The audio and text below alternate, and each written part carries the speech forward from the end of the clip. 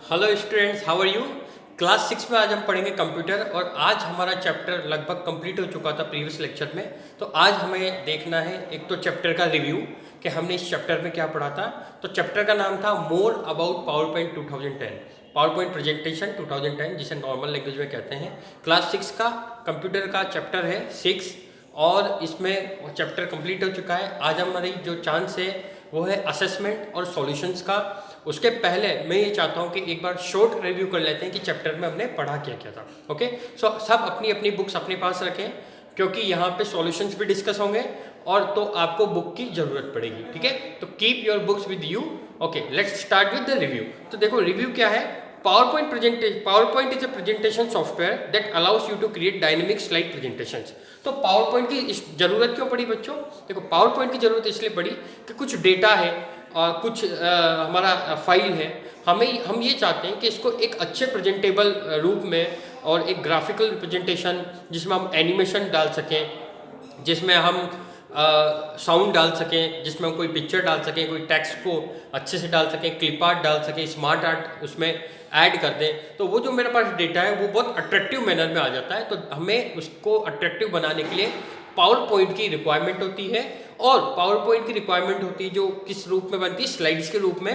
तो उन स्लाइड्स को और पावर पॉइंट को मिला के कहते हैं पावर पॉइंट प्रेजेंटेशन, है ना, इन फॉर्म ऑफ स्लाइड्स। तो इसमें स्लाइड्स होती है, डेटा को हम स्लाइड्स के रूप में डाल देते हैं। ठीक है, next is you can make your power point presentation more attractive bye inserting picture. Simple, अभी मैंने बताया कि अगर मैं यहाँ कुछ लिखता हूँ और उसका कोई पिक्चराइज कर देता हूँ तो आपको लिखा हुआ कम याद रहेगा, पिक्चराइज वाला ज़्यादा याद रहेगा। That means picture can effect more than this return format. तो हमें क्या करना होगा, अगर हमें डेटा को पिक्चराइज कर देंगे थोड़ा तो हमें बहुत ईजी लगेगा, सामने वाले को भी अच्छा लगेगा और बहुत प्रेजेंटेबल भी रहेगा। ठीक है, table are use to insert data in rows and column.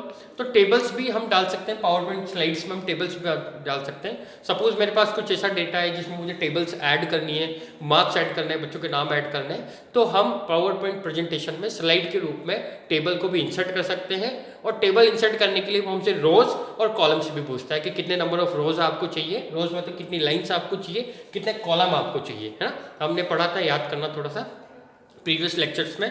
Smart art is also use to represent text graphically. अगर कोई टेक्स्ट लिखा है, जैसे मैंने आपको बताया था कि हैप्पी बर्थडे मुझे लिखना है, तो रेदर देन मैं हैप्पी बर्थडे लिखने की जगह उसमें कुछ स्मार्ट आर्ट कर देता हूँ, हैप्पी बर्थडे के बाद उसमें कुछ डिजाइन डाल देते हैं, तो वो ज़्यादा अच्छा ग्राफिकली हमें लगेगा और अच्छा लगेगा। ठीक है, तो स्मार्ट आर्ट क्या है कि टेक्स्ट को जो है थोड़ा ग्राफिकली प्रेजेंटेशन देना। ठीक है, bullets and numbering are use to represent. अगर कोई लाइन्स लिखी है, जैसे पूरा पैराग्राफ लिखा है और मैं उसमें शॉर्ट पॉइंट निकाल के उसको बुलेट पॉइंट्स मतलब नंबरिंग कर दूं कि नंबर 1 ये, नंबर 2, तो आपको बहुत इजी लगेगा रेदर देन वो पैराग्राफ। ठीक है, तो बुलेट और नंबरिंग भी हम यहाँ पर लिख सकते हैं। जैसे मैंने आपको बताया था 1 के बाद उसका सब पार्ट 1 2 3, फिर 2 उसका सब पार्ट 1 2 3, इस तरह से भी हम बुलेट और नंबरिंग कर सकते हैं।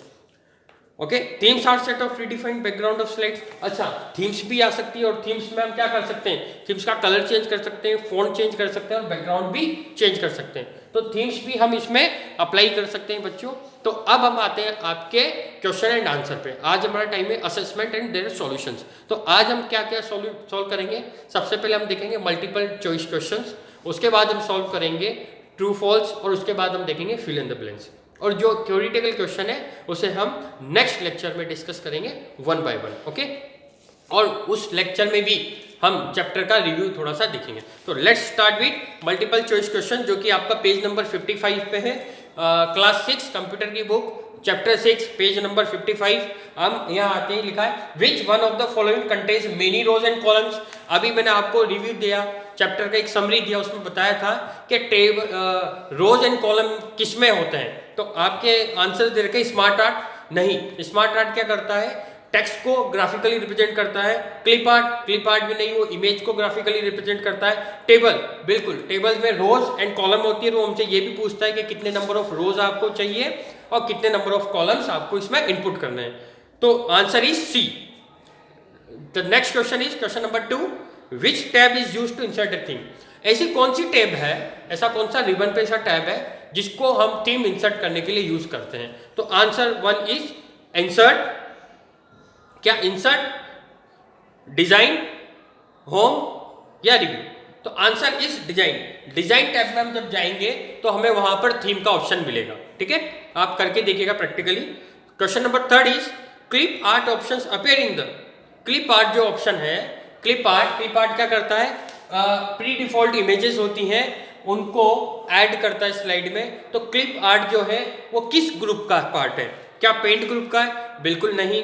Illustration group? बिल्कुल नहीं, क्योंकि उसमें मीडिया साउंड आता है। होम फॉर्मेट ग्रुप नहीं, क्योंकि वो फॉर्मेट करने के काम आता है।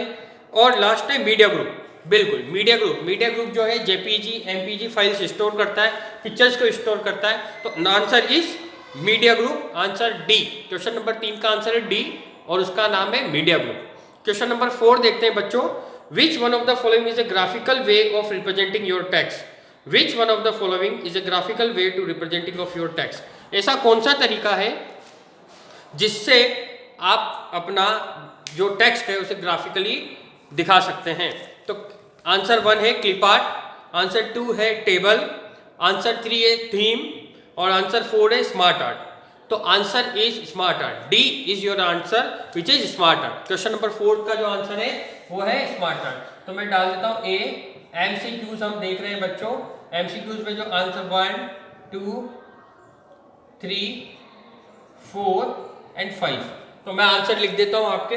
1 का जो आंसर है वो है सी टेबल, 2 का जो आंसर है बच्चों वो है बी जो है डिजाइन, और 3 का जो आंसर है बच्चों वो है डी जो कि मीडिया ग्रुप। 4 का जो आंसर है बच्चों वो है smart art, okay. Question number 5 है you can edit theme by changing it's. हम थीम को एडिट कर सकते हैं, बिल्कुल कर सकते हैं। हम थीम का फॉन्ट कर चेंज कर सकते हैं, उसका कलर और उसका बैकग्राउंड भी चेंज कर सकते हैं। पर हमें कौन सा ऑप्शन में जाना होगा? तो option number 1 is font, colour, effect and all of this. हम थीम का क्या चेंज कर सकते हैं? हम कलर भी चेंज कर सकते हैं, फॉन्ट भी कर सकते हैं, उसका इफेक्ट मतलब उसका बैकग्राउंड भी चेंज कर सकते हैं। तो answer is D which is all of these. Okay, ये आपका एमसीक्यूज हो गया। Now let's come on B part जो है आपका ट्रू एंड फॉल्स है। ठीक है, ओके। इसमें भी क्वेश्चन नंबर 1 मैं आपको रीड करता हूं।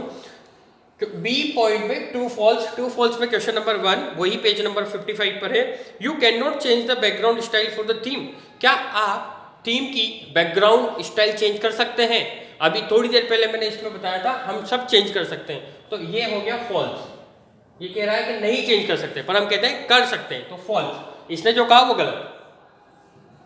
Question number 2 SmartArt is used to represent a table in a graphical format. SmartArt जो है वो टेबल फॉर्मेट में, मतलब टेक्स्ट को टेबल फॉर्मेट में ग्राफिकल रिप्रेजेंटेशन करने के काम आती है? बिल्कुल नहीं, क्योंकि स्मार्ट आर्ट जो होता है वो इमेज मीडिया ग्रुप का ऑप्शन है और वो इमेज को शो करता है। तो यहाँ टेबल को शो नहीं करता, तो answer false. Let's come on the third question. You can not edit the theme of PowerPoint presentation 2012। ओके, हम पढ़ रहे हैं इस चैप्टर में मोर अबाउट पावरपॉइंट 2010, पर यहाँ पूछा है 2012 में क्या हम थीम को चेंज कर सकते हैं? तो हम तो 10 पढ़ गए, तो हमें नहीं पता, तो इसका आंसर भी हम टिक कर देंगे फॉल्स। क्वेश्चन 3 का आंसर भी हम टिक कर देंगे फॉल्स। अगर 10 होता तो क्या होता? हाँ, हम एडिट कर सकते हैं थीम को। ठीक है। Question number 4 bullets and numbering are used to represent data that is to be shown in rows and column. जो आपका बुलेट्स हैं, ठीक है, जो बुलेट्स और नंबरिंग है are used to represent the data that is shown in rows and column. नहीं, उसके लिए तो टेबल होती है। अगर कोई डेटा है उसको रोज एंड कॉलम में प्रेजेंट करना है तो उसको यूज करेंगे table. Bullets and numbering paragraph को नंबर्स देना होता है, तो इट इज ऑल्सो फॉल्स। पर यहाँ पे थर्ड क्वेश्चन में एक चीज देख लो बच्चों, अगर यहाँ 2012 की जगह 10 होता तो हम ट्रू करेंगे। ठीक है, तो आप दोनों ही आंसर देख सकते हैं और थोड़ा करेक्शन कर लो। अगर कुछ बच्चे हैं वो अगर वहाँ बुक में 2012 की जगह अगर 10 कर लेंगे तो आंसर इज ट्रू, और 2012 होगा तो आंसर इज फॉल्स। ओके, थोड़ा बुक में करेक्शन करेंगे। 2000 अपन एक काम करते हैं, करेक्शन करके ही पढ़ लेते हैं, ताकि क्योंकि हम पढ़ रहे हैं अभी 10, तो इसका आंसर आप 2 ही टिक कर लो। पर उसके पहले आपको क्या करना होगा, question number 3 true and false में 2012 की जगह क्या करना होगा, 2010 करना होगा, ठीक है, तब अपना आंसर करेक्ट हो जाएगा, ठीक है। Next is slide transition means adding in animation effect to the slide. अपने चैप्टर का लास्ट टॉपिक था एनिमेटिंग द स्लाइड्स, स्लाइड्स को एनिमेट करना। तो ये कह रहा है slide transition means, slide transition का मतलब है कि एनिमेशन इफेक्ट करना है स्लाइड में। बिल्कुल, मैंने कहा था आप एनिमेशन डाल सकते हैं, स्लाइड शो प्रेजेंटेशन कर सकते हैं और उसका प्रिंट प्रीव्यू भी कर सकते हैं, प्रीव्यू भी कर सकते हैं कि स्लाइड शो कैसे चल रहा है। तो answer is true. Now let's come on the C part, that is क्या है, फिल इन द ब्लैंक्स। तो फर्स्ट पार्ट देख लेते हैं एक बार। क्वेश्चन नंबर 1, अब पेज चेंज हो रहा है बच्चों, पेज नंबर 56 पे आ जाइए, ठीक है।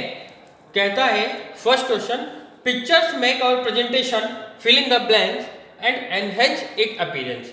पिक्चर जो है हमारे प्रेजेंटेशन को कैसा बनाती है, कैसा बनाती है, यूनिक, बहुत अच्छा, यूनिक मतलब डिफरेंट, आंसर इज यूनिक, है ना, बनाती है ना। पिक्चर्स अगर मैं डाल दूं तो इस डेटा को अगर मैं पिक्चराइज में समझाऊं तो अच्छा लगेगा। क्वेश्चन नंबर 2, आपको बुक खोल के रखनी है और जहां जहां मैं रीड कर रहा हूं वहां आपको नजर रखनी है। Question number 2, you can change the colour, layout, style etcetera of. हम किसी भी चीज का कलर, लेआउट और स्टाइल चेंज कर सकते हैं और वो चीज क्या है, आंसर इज स्मार्ट आर्ट,